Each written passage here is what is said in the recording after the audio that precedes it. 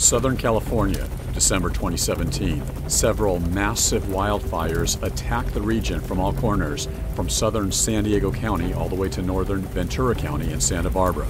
There were 4 major fires north of downtown Los Angeles: the Thomas Fire in Ventura County, the Creek Fire in Sylmar, the Rye Fire in Santa Clarita, and the Skirball Fire on the Sepulveda Overpass in West LA. The combination of these fires scorched hundreds of square miles and destroyed or damaged thousands of homes, forcing both mandatory and voluntary evacuations throughout several counties. Any wildfire could have devastating consequences: the loss of life, the tremendous financial toll. Then there's the environmental toll. Scientists explain these disasters can destroy forested areas, damage the habitat of plants and animals, deplete natural resources, cause heavy smog. The smog from the Thomas Fire can be seen hovering over this hillside. That's because the ferocious Santa Ana winds have carried this massive plume of gray smoke miles from where the fire is burning. One of the problems that firefighters have been having is the fact that here in Southern California, there have been hurricane force-like winds near 70 miles an hour. This is something that the SoCal area hasn't seen in decades. Traveling north on the 101, we eventually arrive at the Ventura County Fairgrounds.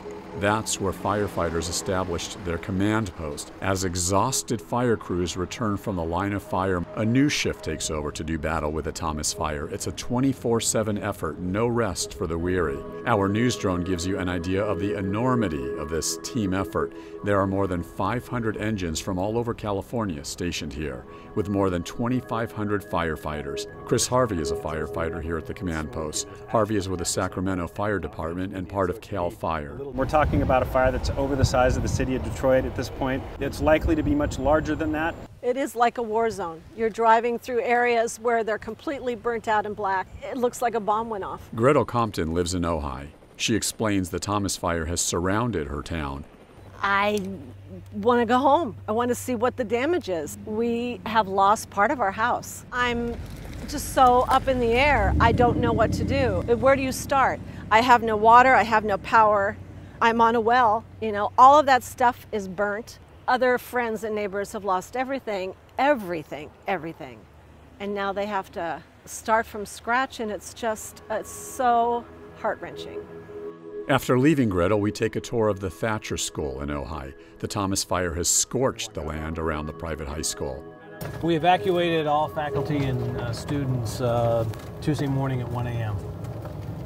When are the students going to be back here? Decision was made that given the recovery period and recovering from smoke damage and other things, that we just decided to say the semester was over, so the students will not come back until January. You're surrounded by the fire. Uneasy, not worried, how are you feeling? You know, initially very, very uneasy. This is not part of the actual Thomas Fire raging near the Thatcher School. These firefighters are taking preventive measures to stop the Thomas Fire from scorching this hillside next to the school property. They're conducting a controlled burn. This is where firefighters prep an area so it burns safely. Firefighters basically burn this area off so it doesn't burn in an uncontrolled fashion later. Chris Harvey explained some of these preventive measures when we spoke with him at the Ventura Command Post earlier. There's brush clearing. We also have some livestock vegetation management where possible. We'll get sheep and goats out in these areas to try and graze and knock some of those fire fuels down. We do use live fire where possible, and when we can safely do it, we will reduce fire fuels by doing controlled burns or prescribed burns.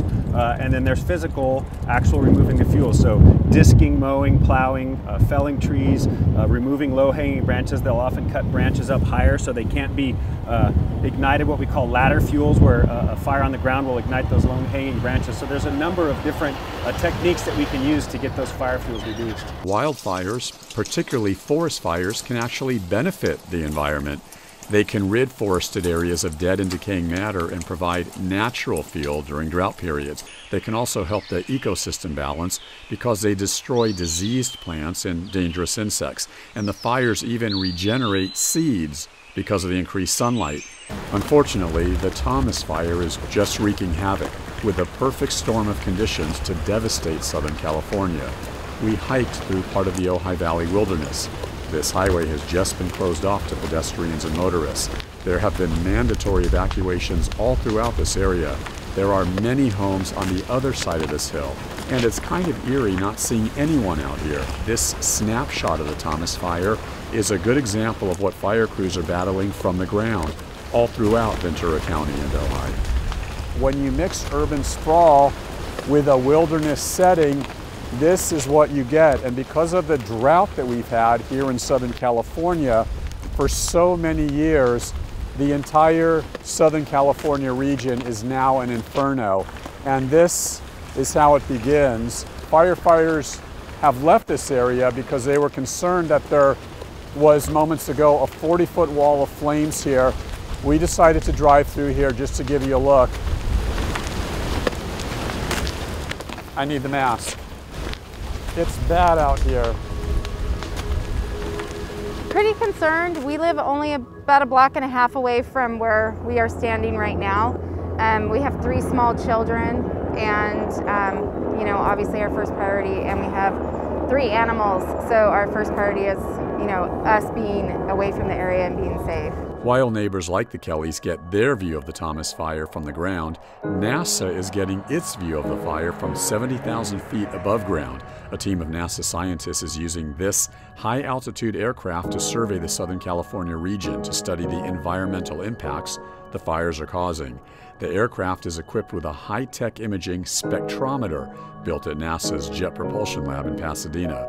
It's called AVIRIS, the Airborne Visible Infrared Imaging Spectrometer. AVIRIS collects images through smoke and dust to study the ground surface below, things like trees and other foliage that become fuel for wildfires, water content in leaves, particle matter in the air produced from the smoke, and it accurately measures fire temperatures. While this technology helps scientists learn about wildfire cause and prevention and the collateral damage to the environment, it is still ultimately the boots on the ground that have the best perspective. We've had a long history of destructive and catastrophic wildfires in Southern California. We do take a very personal feeling to what's going on here. So I hate to say this, but this could continue to be a very explosive and expansive event.